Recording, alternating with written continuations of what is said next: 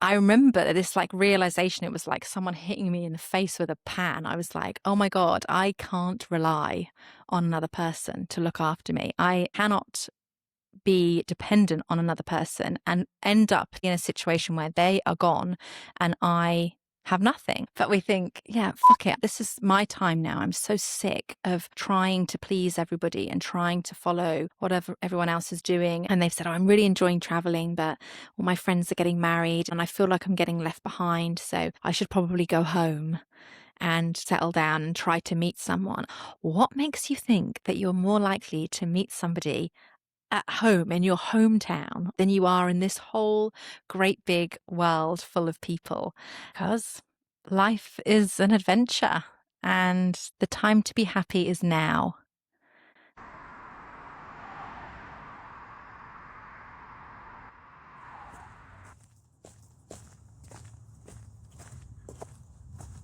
Is it our third or fourth time meeting? I feel like Bonsko was it once or twice. Yeah. Chiang Mai very briefly, and Yeah. then here in Bali. Yeah. It's funny how just the more and more you start to do this, it's so cool. Just like the co-work here in Bali is where we met. I was just walking in and Oh, you were yeah. sat at that table. And then even funnier, I was looking at one of the guests that I had on the podcast and was like, they went on a different podcast and I just randomly went down and hit a random clip and it was you on the podcast. I was like, wait, okay. Anne Marie has such a cool story. We have to get her on here on as well. So really excited to have you on because I've only known you as the nomad side, and I want to get into your story and how you made the transition. But maybe to set the stage, who was Anne Marie like prior to nomading? You're from the UK, right? I'm from the UK, yes, yeah. So I am from a little town in Cambridgeshire called Godmanchester. No one's ever heard of it, but it's the greatest place in the world. But I lived in London for years. So I was, I guess, kind of focused on climbing the corporate ladder for a long time. So I started working from the age of 17. I didn't go to university. I don't have a degree or anything like that. I just decided that I wanted to work in hotels. That was the dream. And for me, the best way to do that was to learn on the job and kind of work my way up. And so that's what I did. So I'd been working for about 18 years in the hotel industry for Marriott and Hilton, working in sales and marketing, account management, and kind of progressed. And that was a real focus for me. It was like a status thing, to have like a really great job. And I did love it. I did love it. But I think, I don't know, as time went on, I sort of started to think, well, hold on, I was so young when I decided to go into this career and it kind of snowballed. I just ended up being promoted or moving to other departments or whatever. And then I was like, do I even want to do this? And so I spent some time thinking about what I would prefer to do. And I always wanted to be a writer. So I did a course in copywriting, which I did nothing with because, life. And I was just, I was living in London. I was mid-30s. I was in a relationship. I had a good friendship group. I liked my job. Things were good, but I don't know, I always had this kind of niggle that I don't think I'm living up to my potential. That's something else that I could be doing here, but I don't know what it is.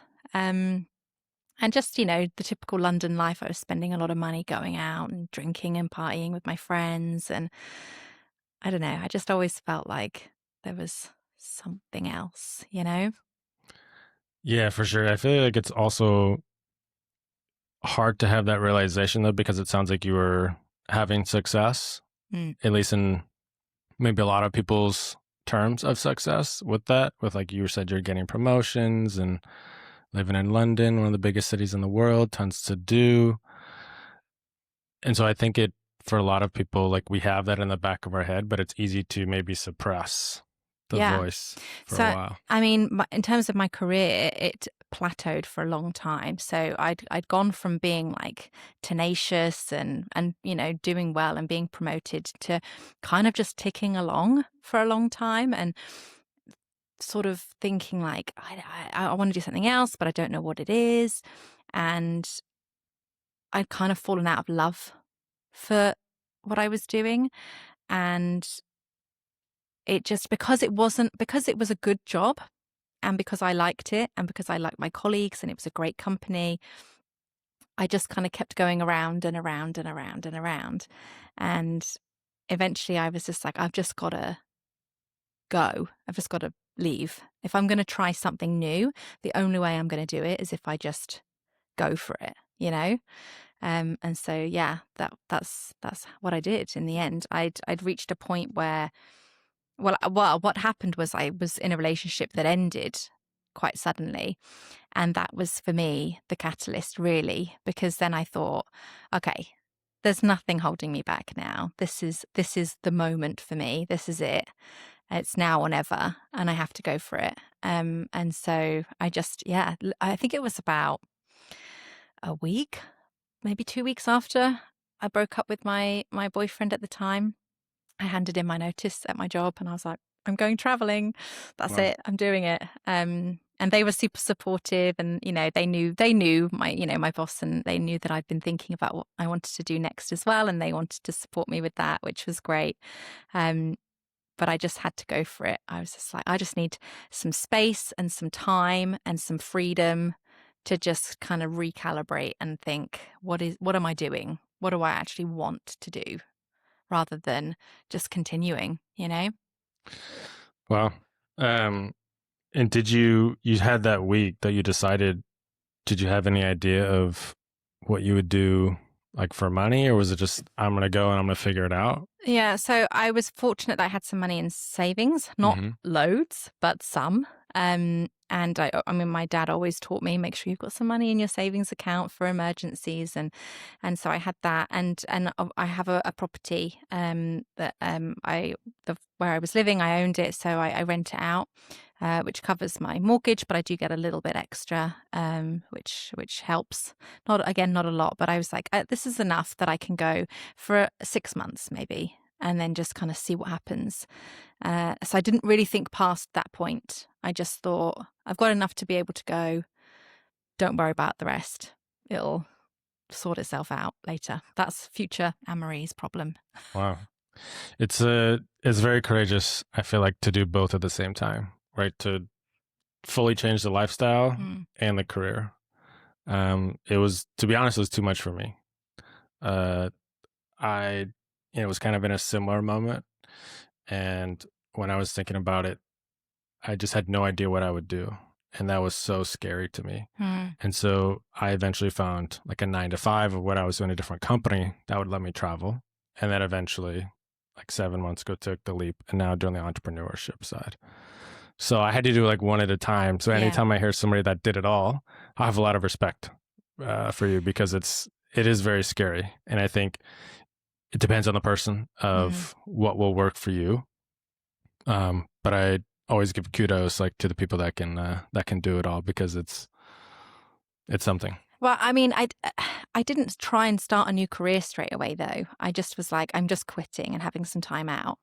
I didn't really know what I was going to do, to be honest. I thought maybe I would just travel for 6 months and then come back to London and look for another job. Like I was just, I didn't even think about that really. But it was once I'd started traveling, I was like, oh, I like this. Oh, some people do this and they work. Okay, I don't have to go back. And then that's when I thought, well, this is my opportunity to really try the writing, the copywriting. That's what I wanted to do. And I was like, I've got nothing stopping me now. I've got no job, that I have to be focused on in the day. I can just try and see if I can get some clients, and any money that I can earn is a bonus, I guess. And actually, I was able to get work quite quickly, consistent work, and it's just kind of continued from there. I have a few main clients that I work with now.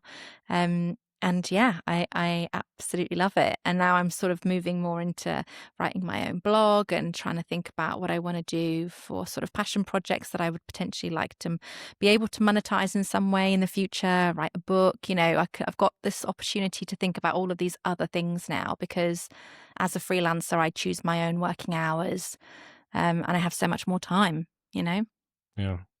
Lots of questions come up off of that I want to ask. Okay.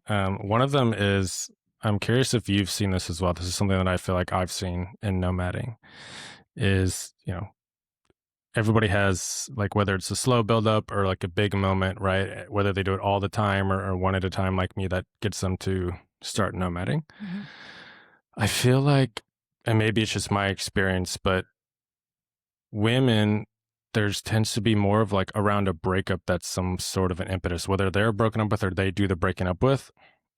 It's almost like the guy was like holding them back in a way, and then they go and they have this ultra independence and this other life. And guys that, from my experiences, tend to be other whatever, Hmm. less around relationships. I don't know. Have you seen that trend as well, do you think? Yeah, I would agree with that. I think, and again, not to, say that everybody's the same, but generally, well, yes, what happens with women in relationships is they kind of tend to get to the point where they're just like, I'm done.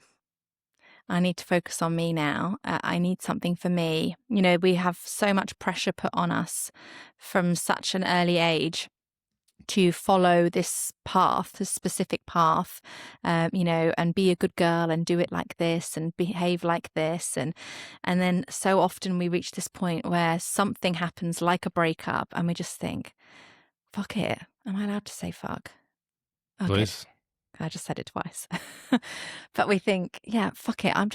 This is my time now. I'm so sick of trying to please everybody and trying to follow whatever everyone else is doing. And yeah, I mean, not always being held back by a man, but because we're raised to believe that having a relationship and finding the one and finding a man is the epitome of success, and it is not, absolutely not. And so I think that a lot of women then think, I need this space, I need this time for myself, whereas men tend to be different. If they have a breakup, especially a bit later in life, they then tend to go, and they just try and find another woman to occupy them. They don't necessarily think about coming and breaking away and traveling. The guys that I meet that are traveling are usually ones that are entrepreneurs. They want to make money, they want to be successful, but they want to have the freedom and they want to have the fun, and which is also great and amazing, but it seems to be, yeah, a different reason a Yeah. lot of the time. Yeah. It's just something that from 5 years of nomading that I've somewhat seen. Mm. Um, the other part of that is, I think nomading for everybody, it makes you like kind of ultra independent. Yeah. Would you say that was the same for you? Were you independent before? Did it kind of change you, bring that out for you? I've always been super independent. I've always been like that. I think I remember being in a relationship in my early 20s with a guy who was older than me. And I had this thought. I don't even, honestly, I couldn't tell you where this came from, but I just decided, I'm with him now. So I don't really need to worry about work or my career too much because we'll get married and then we'll have babies and then I'll just stay at home. I don't know where that thought came from. It wasn't how I was raised. My parents weren't really like that. I don't really know. But that's what I remember thinking, that, and sort of taking my foot off the gas a little bit at work because I was like, I have a boyfriend now. And then he dumped me. And I was like, shit, okay. I wasn't expecting that. And I remember this like realization. It was like someone hitting me in the face with a pan. I was like, oh my God, I can't rely on another person to look after me. Especially not a man, I cannot be dependent on another person and end up potentially in a situation where they are gone and I have nothing. And so that was when I was like, okay, this is it now. I need to be able to look after myself. And I want to be in a relationship, and you can be comfortable in a relationship and be cared for and looked after, and that's lovely. But I was like, I always want to be able to have a choice to walk away if I want to and to be secure. And so that was then my mission. I wanted to buy my own home. I wanted to, be able to take care of myself. So I would never be left in a situation where I was stuck and I had no other options. So yeah, I've always been like that. But I genuinely like my own company. I like being by myself. I'm quite happy just doing my own thing. I'm confident and meeting new people and putting myself out there. So yeah, it's not something that's come from this experience, but obviously, solo traveling is very, very different to, just being generally independent and confident in your life. It empowers you, I think, Yeah. a lot in a lot of ways, right? If you're not independent before, you're gonna have to be, Yeah. right? Um, because constantly as you are solo traveling, especially like I did for the majority of my nomad years as well, um, you just have to learn to do it all, and you're Yeah. constantly changing your place every 1, 2, 3 months, whatever the cadence is. Hmm. So you have to do it all every 1, 2, 3 months. So it's a Yeah. lot of practice at that, which can be, difficult at times and really tiring. But for the personal growth side and for the empowering side, I think that's huge. Like Yeah. there's really nothing else that can come close to that, I think. Yeah. And especially as a woman as well, because, there are a lot of places that I go to and a lot of cultures where they always say to me, "Oh, you're traveling on your own, miss." They're so surprised, because it's just not the done thing. Um, and so, I love to be confident enough and happy enough to travel by myself. It's so empowering. I know people that would never go on holiday on their own. I've got one of my best friends. I love her to death, but she was like, I couldn't even get the bus to Cambridge without my husband. And I was like, yes, you could. I said to her, I challenge you before we turn 40 to come and fly out and meet me somewhere. We can be in Europe. It doesn't have to be super far, but I want you to do it on your own. And she was like, no, I'm still working on it. I want her to. Um, because she has no idea how great it will feel. She'll be like, "Shit, yeah, I did that. That's amazing." To be able to travel and to get from A to B. I mean, people often say to me, "How do you even work out how to get from here to here?" Well, it's not that hard when you actually try, but it does feel so empowering to just be like, "Yeah, I can do this. I can work this out." By myself. Yeah, landing to a new city, you don't speak the language, you don't know Mm. how to get to your hotel, you don't know where to go. Like Yeah. a lot of things you have to figure out immediately every single time. But with that, the more you do it, the more you're just like, ah, I'm good. Like I can handle anything in life, Yeah. right? I often go to a new country, and on my way there, I'm like, okay, where am I going? I haven't even thought about it because I just know I'll work it out. It'll be fine. And obviously, there are some countries that you go to where you've got to be a bit more sensible and plan in advance to be safe. But generally, I'm just like, oh, it's fine. I'll figure it out when I get there. Yeah. Like, One of the things I wanted to have a chat with you about. So on your blog, you talk a lot about independence and stuff like this, like we've talked a little bit about. You also mentioned a little bit of like dating and stuff like that from what mhm. I saw. So I'm now traveling with Paige, but most of my nomad career, lifestyle, whatever, was single as well. And there's definitely a certain dynamic of that, um, and difficulties and differences Mm. of being a nomad and trying to date than maybe being back home Yeah. and trying to date. What are some of the first things for you like that comes to mind of those differences? I mean, honestly, so I've been traveling for about 2.5 years now. I've been single, well, yeah, coming up to 3 years. And I haven't really been dating for the most part, mainly because I wanted to spend some time kind of healing myself, not just from that particular breakup, but also just from like thinking about all my other breakups before that and just really taking some time to understand why do I follow so many of the same patterns and, really working on myself and kind of licking my wounds a bit, I guess. So I hadn't been dating, but now I'm sort of in a place where I'm like, okay, this could be fun. It would be, it'd be nice to meet someone, nice to go on some dates and have a little romance. So I do, I've definitely had a little romance here and there over the last couple of years. Little, flings, I suppose you would call them.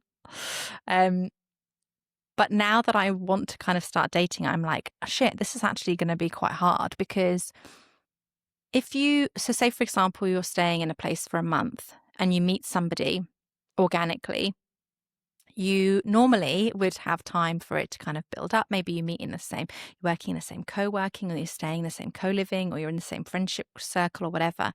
And over time, you kind of flirt a little bit, and then maybe one person asks the other person out, and then you can kind of start dating and then see where it goes. There's no time for that, because you're like, well, I'm leaving here in 2 weeks, so we need to get going. And so it's hard because you either you miss that little bit, that sort of dance at the beginning, the flirtation, which is important if you're going to have any kind of relationship with someone, or you just have to go full pelt into it and just have a quick fling, romance, whatever you want to call it, and then you go your separate ways. If you do decide, oh, actually, we like each other, then you're almost having to commit to something pretty serious very early on by saying, okay, we're going to have to now travel together. And then what? You're going to just live together, stay in the same room? That's a big deal. I would really struggle with giving up my space. But then what? Are you going to travel together and pay for separate rooms? I don't know. How does that work? Or you have to say, well, we're going to go our separate ways and try a long distance thing, but we've only known each other for 3 weeks. So how's that going to work? So there are lots of obstacles and lots of challenges. And honestly, I haven't reached a point with anybody where we've had to kind of go to those levels of, conversation and discussion about it. But I do sometimes think, oh God, how is this ever going to happen unless I slow down a little bit and try to stay in one place for a little bit longer. And I think that's sort of my plan for next year as well, is now I try to spend at least a month in a place. Some places I go to, just for 5 days, 10 days a week, whatever it may be. But generally a month is my minimum. But I'm thinking maybe I should start staying 2 months, not just because of dating and meeting someone, but also just because I feel like I miss that routine. My health and my fitness is a really big focus for me now. And so I think that actually slowing down may help with that a little bit. But it is hard. It is hard. You hit on a lot of the points that I like to talk about. So going into the nomad life, the thing that I thought was going to be the hardest was like, oh my God, how do I find good Wi-Fi everywhere? I need to be able to work online and I can't miss a meeting. But hey, turns out everywhere you go, people are also working online. Yeah. Some places easier than others, but you can typically find pretty good Wi-Fi. But 100% the hardest thing was nomad dating. And the timeline that you talk about is like a really important point, especially as if you're wanting to like serious date versus casual dating. I was more looking for serious dating. Yeah. And so like you, I didn't really get into relationships because I think that's like the crappy and the beautiful part about nomad dating is when you're at home, you have that dance stage and then maybe you're just like, I'm not feeling them, but like a little lonely. Maybe I'll let this go on, and all of a sudden, before you know it, you're in a 4-month relationship. Yeah. But at nomading, you don't feel a little bit. You ain't changing your flight from, Asia to South America to go to Europe for this person. Yeah. So it makes you kind of cut through the bullshit pretty quick. But on the other hand, it does change that dynamic. Yeah. And you talked about staying longer. Like that's what I did, and as well for other reasons, but part of it was dating. I went to South Africa over there for 3 months and I met Paige in my last 10 days. So even with that, and we had to just get very, very deep very quickly. Lots of just deep chats, hanging out almost every day. And then I had to decide at the end of that, am I going to change my plans for this person? Yeah. Which is a big thing to do. I mean, as nomads, generally, we're kind of commitment phobes, right? Someone says, hey, do you want to come to this place in December? And you're like, December? I don't know where I'm going next week. I can't talk about that. So it is a big thing. Especially, we just talked about the ultra independence of the nomads. Like you made this lifestyle for yourself that wasn't easy, what you went through, right? You had to make that decision. You had to make the freelancing work, you had to do all these things to make it happen. And so you don't want to let that go. Yeah. And the other thing is you have to think about, okay, well, am I going to try and just date other nomads, or am I open to dating local people? And if I did meet somebody local, would I move here? Oh, I don't know about that. Oh, maybe not. I won't bother with that. And so there's a lot Yeah. How to do think you about think there about as well. this? I mean, I am open. I think that so what I'm trying to do at the moment is date different kind of people, men, to what I'm used to dating, because what I'm used to dating is not what I should be with and what I should be going for. And so part of all this work that I've been doing on myself and understanding the choices that I make, and what I actually want and what I deserve for myself, is it kind of led me down a different kind of path. What I find attractive in someone and what I'm interested in is very different to what I used to. But I'm still kind of learning about that in myself. So to decide that I'm dismissing an entire group of people whilst I'm in the process of that is not a good idea for me. So I'm just kind of open to whoever I meet. If I meet somebody and it turns into something, we'll work it out. If it's meant to be, it's meant to be. So yeah, I'm open to it. I mean, when I was in Argentina, I was of course hoping to meet a very sexy Argentinian. It did not happen while I was there, or in Brazil, Mm, a sexy Brazilian pappy. But yeah. so I'm just open to whoever I meet, and just see if something comes of it, or not. I mean, obviously there are dating apps as well, which I usually, when I go to a new place, I'll have a little look and see who's around, if there's anybody that I think I would connect with or get along with. But I mean, you know what it's like. It's painful. Yeah, all over the world. Sorry, everyone, to tell you this, but it's not better in different countries. It is just as tragic everywhere. So, just get out there and talk to different people and make connections and see if something grows. Yeah. I think it's a really important question, though, of to date a local or not to date a local, Hmm. because it really depends on your goals. For me, I decided no. Like if it's going to be a local, maybe a fling or something like that earlier on when I was open to stuff like this. But as I got more serious about this is really what I want, because I wanted a nomad. I wanted somebody else that had this freedom. I also didn't want to have to like change somebody or teach Yeah. them this whole lifestyle. And if they didn't like it, how that would be like. But that's a big question to ask. Yeah. Lots of big questions to ask. And yeah, the normal dating apps can also just be, ways to meet people, ways to Yeah. meet interesting locals and stuff like this. Have you tried any of the nomad dating apps? No, I don't even know if I knew that there were any. Okay, maybe you'll be trying them after Yeah, this. tell me. I tried it like all of them. I think there was, I don't know what is there now. It was like Nomad Soulmates. I think another one was like Fairy Trail or Oh, something. I've heard of Fairy Trail. I think I Hmm. might have gone on there, but yeah, Yeah. I gave up quite quickly. My experience was years ago, so maybe Mm. it's different. But Yeah. if you matched with somebody, the difficulty was I think I matched with somebody and I was in South America and they were in Asia. Oh, And so it turns into a pen pal thing. And again, are you going to change plans for somebody you've never met? no, that's painful. No. No. Oh, no, Yeah. no, no. No, I And haven't I got time think for some are that. different. But yeah, the apps, from my experience, weren't everything, I Yeah. would say. Yeah. It's just as painful as it ever has been. But it's, it's like you say, it's a cool way to maybe meet somebody. And I've definitely been on some really fun dates with people as I've been traveling. Yeah, I want to switch Um, to like the good side because that yeah. is the beautiful side of it. Yeah, I have been on some really fun dates. I've met some really cool people, some local people, other people traveling, people who are on holiday, people in places for business, So I've definitely had some really cool, fun dates, but nothing that's kind of turned into anything more. And that's always been because one of us was leaving quite soon. And so there just wasn't the time. And people that I still sort of stay in contact with, and maybe if we were in the same country again, we would meet up.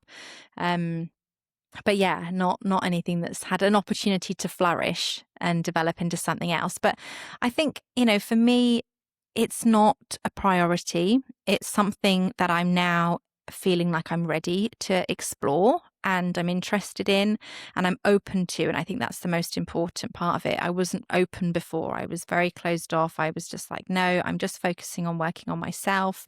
I really believe that if you're going to get into a relationship with somebody, you need to be putting your best self forward, and you have to work on yourself constantly, and try to not carry trauma and drama and situations from past relationships into new ones. And so that's why I really wanted to spend some time being single and focusing on that and working on myself. And I think for me, because of my age, as I'm 38, I'll be 39 this year, which means I'll be 40 next year. Which I'm excited for, but I don't want to have children, so I'm not on a time constraint. There's no clock ticking for me, so it doesn't really matter. I'm sure I will meet somebody one day, and who knows, I might be in my 50s, and that's totally fine. It doesn't need to be now. Whereas before, I was just so stressed about meeting someone and finding someone, and why am I still single, and why can't I meet someone? And it was just such a weight on me, and it's just not at all now. So yeah, I think it depends on your situation and whether you're open and willing to,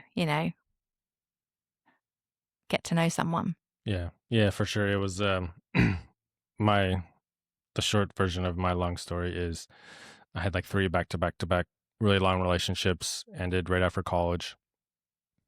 Realized I just loved being in a relationship, but I probably need some time on my own.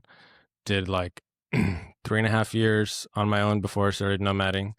Then when I started nomading, okay, I'm opening myself up to the potential. But Mm-hmm. like I said, they need to be a nomad. They need to be this and that.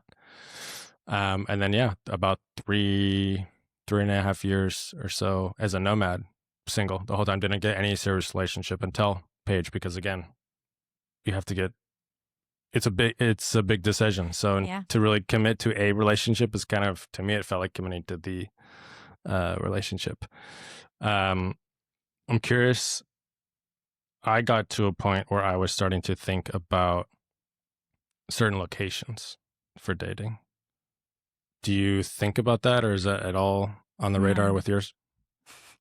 No, only because Or have you noticed certain locations are better? no. Bali's terrible though. I'll say that. Everyone here is they just want to hook up. Most people that I've seen here, they love themselves more than they could ever love me. Yeah. So yeah, it's not, I think most people would agree Bali is a place for fun, party hookups, if that's what you want. But if you You want to can try and date, cool dates, like you can go to a waterfall or an epic beach, but yeah, maybe the pickings are not quite what you're looking for. yeah. Yeah. Yeah, it's there's great places to go on a date. There's no doubt about that. But yeah, no, I haven't, I don't think there's been anywhere that I would say has been better. Although I had a good time in Thailand, I have to say. Okay.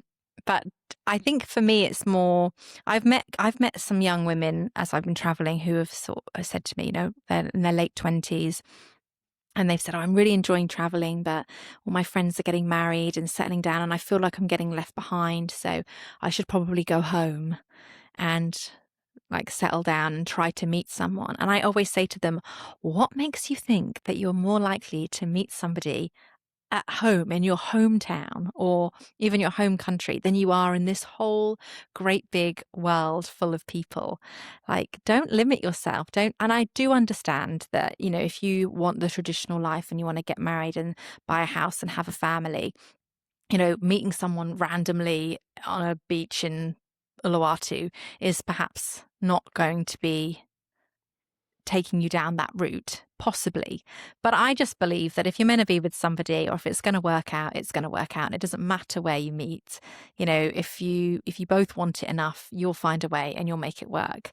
And so I don't, and also what are you going to do? Just not live out your dreams and take these opportunities to travel and go places because you're just sitting there waiting and hoping that you're going to meet someone. I mean, I spent years doing that.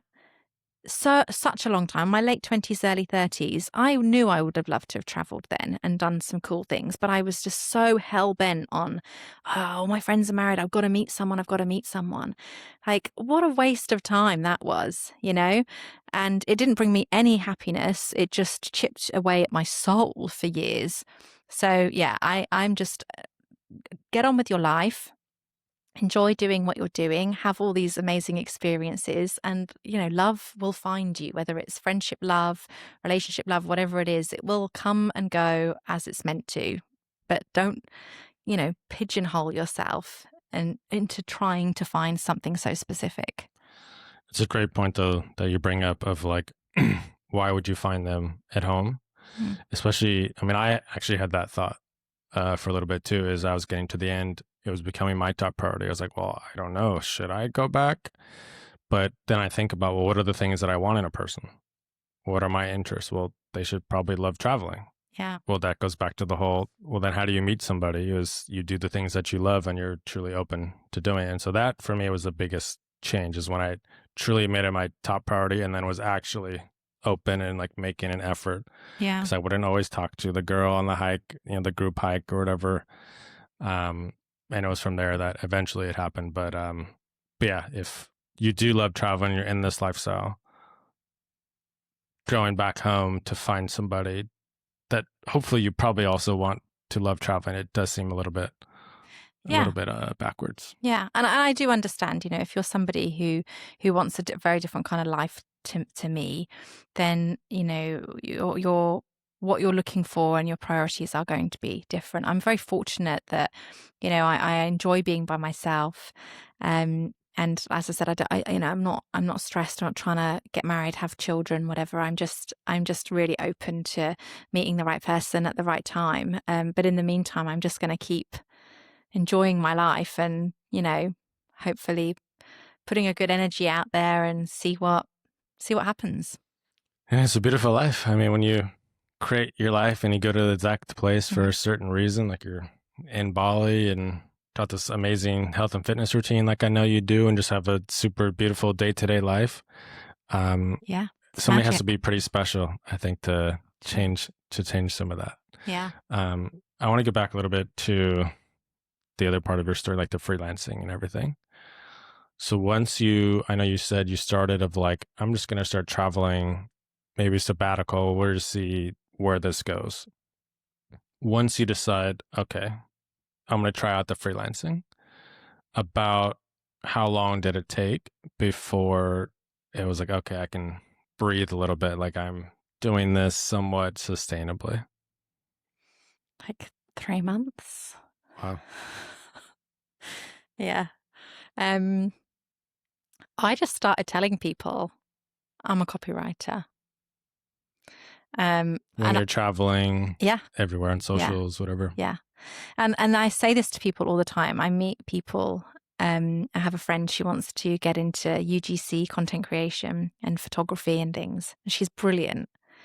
And if someone says to her, what do you do? And she's like, oh, I want to do this. And I'm like, no, stop saying that. Say, this is what I am. Because I wouldn't hire somebody who was like, oh, I've never done it before. I don't really know, So I was just like, no, just be confident. And so that's what I did. I started telling people, and somebody that I'd worked with before recommended me to the company that she was working with. And so they hired me, and I've been working with them for over 2 years now. And I absolutely love it. I've learned so much. And, it's an amazing relationship that we have. And then since then, I've got other clients on small retainers or individual projects. I've approached people before and asked them, who does your copywriting? And I said, can I make a suggestion? Because I've seen something that they've done. And I was at Bansko, actually, someone hired me on the spot. I asked them a question. I said, I actually think maybe if you did this, this, and this. And they were like, yeah, great. Here's some money. Do it for me. So yeah, you just gotta kind of put yourself out there. But again, I wasn't panicking and I wasn't scrambling for work. I started doing it when I still had more than enough savings to keep me going for a while. So it wasn't like I spent all my savings and then I was like, shit, now I need some money, and I was desperate. I thought, no, I may have been new to copywriting, but I wasn't new to writing and sales and marketing. And I knew that I had a skill and that I had something valuable to offer. And so I kind of put myself out there with confidence, and yeah, it's worked out well for me. And there's definitely other avenues I want to go down with my writing as well, which, I have the freedom to explore, and also the inspiration from all of the amazing, wonderful, magical life experiences that I have every day in this life. Yeah. 3 months is it's pretty commendable. I mean, that's pretty quick, I would say, for the general. But I do think it's an awesome point, because I have seen people who have done like a similar route of I'm going to quit, I'm going to go travel, but I don't have this much money. And maybe they just don't think about it for a while, Yeah. or they just have less money, but whatever it is, by the time they finally make the decision, okay, I'm going to be a copywriter, I'm going to be coach UGC, they have a very short window to make it work. And they're stressed. They start to make decisions based on just trying to make the quick buck, Yeah. rather than how do I build this business. So I was also very fortunate in doing this. Like, we were actually about to buy a house, so about to go on a whole nother life path. So bad news, right? Like, that dream of getting a property is delayed. Good news, have a nice nest egg. So it didn't have that immediate feeling of needing to make the money, which I think has been really big, Yeah. for me, in trying to build a business, like a freedom-based business, a business that has the ultimate flexibility, because that's really like what I was looking for and everything. Yeah. And also, I think, if you're not in a position where you have savings that you can start traveling with or fall back on, I also have another friend who started hustling while she was working a full-time job. She started doing freelancing work. And my God, she worked so damn hard. And she was able to quit her full-time job. And now, as a freelancer, she's making insane money. And she worked so hard for that. And so, and again, that's may not be, for me, I was not able to do that when I was working my full-time job. My brain was just like, "Ah, I can't do that. I'm a writer. I'm a creative. I need space, thinking time. I can't be in that panicked, rushed situation. So it depends on the kind of person that you are. But there are ways to then, do that, start building it up whilst you're still in a full-time employment, and you've got a little nest egg, or you've got something that you've started with that you can then continue to grow when you have more time as you're traveling. Like, there are lots of different ways and routes that you can go down. Also, there are people who travel and they volunteer in hostels and co-livings for their accommodation. So they're not spending a load of money on that, and that gives them a bit of freedom and an extra space. So there are lots of ways to do it. It's not just you have to have X amount in your savings before you can go. For sure. For sure. Yeah. And I appreciate those tips. I like the confidence one, especially. I think that is really big, that people don't lean into enough. I'm curious on one thing. I know these are very tied together, but let's pretend that they're not. Freelancing and like being self-employed versus the nomad life. If you had to choose one that goes away, what do you think it would be? Impossible question, I know. I mean, well, if I was rich and could just be a nomad and not do any work. But if you had to do like be a 9 to 5 Oh, and be a nomad, or you get to be freelancing, but you have to go live in one place. oh, I honestly, I don't know.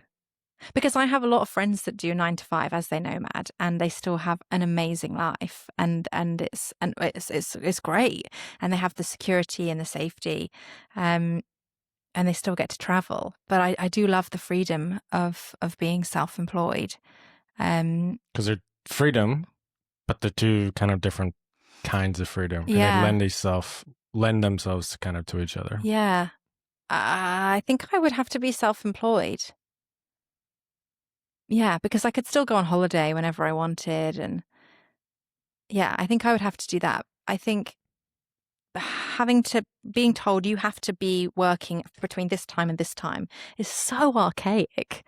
Like it works for some people. It depends the kind of person you are, but it's the same as like, not to go off on a tangent, but like the school system, right? And the way that schools are set up, and they are beneficial for a certain type of child, right? But there's loads of children that do not flourish in the education system, and they're just like, well, sorry, but if you're not good at sitting exams and sitting and listening at a desk for 6 hours, then you're fucked. And it's just nonsense. And I think that the way that we work is exactly the same. You know, some people do very, very well to have a structured 9 to 5, and it's what makes them feel safe and comfortable, and that's where they do their best work. And others, like me, can't be told sit and work now, and that's, you know, get this done. I need to be able to have time to think and to work in different places and know when is the window for me that I'm going to be most productive and creative, and then I will do some of my very, very, very best work. So, you know, that's what having the freedom of freelancing has done for me. It's shown me a whole different way of working, and shown me that throughout my career, the way that the jobs that I've been in were set up were not right for me, and how I do my best work. Yeah. Yeah. Impossible question. So thank you for answering it. Yeah. They are, I mean, they're so tied together. I know for you, um, and for a lot of people, for me, it was kind of one or the other. It seemed like, or at least I did it in the steps. Um, but both freedoms, but both different. And so I think it's important for people, whether you do it the Anne Marie way, you're brave, you just do it all at once, you do it one at a time, which one goes first. I think that's really important to think about. So you've been nomading, was it 4 or 5 years? No, in August or September, it'll be 3 years. 3 years. So yeah, 2.5, coming up to 3. Looking out another 3, let's say 5 years, how do you feel like your lifestyle would be then? No idea. Never think about it. I truly don't. I don't think about the future, really, because I don't see the point. I have no idea what I'll think then, what I want to do, what I will have experienced between now and then. I don't even know what the end of this year will look like for me, which countries I'll go to. I have so many life-changing, wonderful, new, crazy experiences all the time. How could I possibly even imagine what 5 years will look like? I have no idea. Yeah. It's a beautiful part of the life, Yeah. right? Is if you use it to the fullest. I think sometimes we can get caught up in the label digital nomad, because the digital nomad travels X amount and all of that. But all it really means is, especially when you're self-employed, you just have the ultimate control of whatever you want to do. Yeah. So if you want to tomorrow go live in London for a year, you can do that. Yeah. If you want to stay in Bali 6 months, you can do that. If you want to travel every month for the whole year, you can do that. Mm-hmm. And I'm a planner, so like I always have generally the plan years down the line of like, oh, I'll be in this country and do that.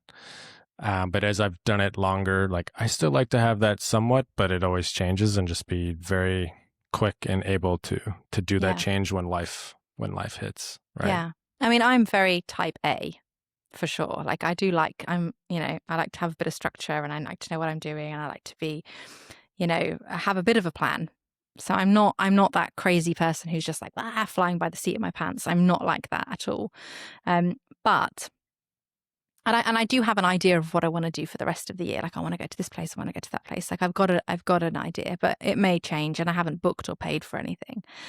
But I think one thing that I have learned in the last, it's like 5, 6, 7 years, is that we just do not know what's coming, and to try and plan too far in advance often either A, leads to disappointment, or B, restricts you from opportunities that come up, because you're like, no, no, thank you. I've decided that I'm doing this. And you don't even see the possibilities of something great that comes your way because you've got these blinkers on, because you've already decided something.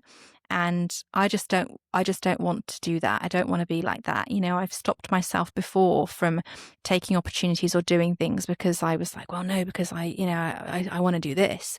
And actually, what I was trying to do never worked out, never happened. And I maybe missed out on some really cool stuff. And also, not to be morbid, but bad things happen, I really believe that your health is your wealth, right? And you can lose that at any moment. Something can happen and it completely derails you. And so, again, if you've thought so far ahead and something like that happens, you're then like, well, oh my God, now I can't do this thing that I really wanted to do. Instead of thinking, okay, well, now this is what's happening. So how are we going to navigate this? Or what am I going to do to get through this situation? That's something that I think about all the time. And so I go with the flow.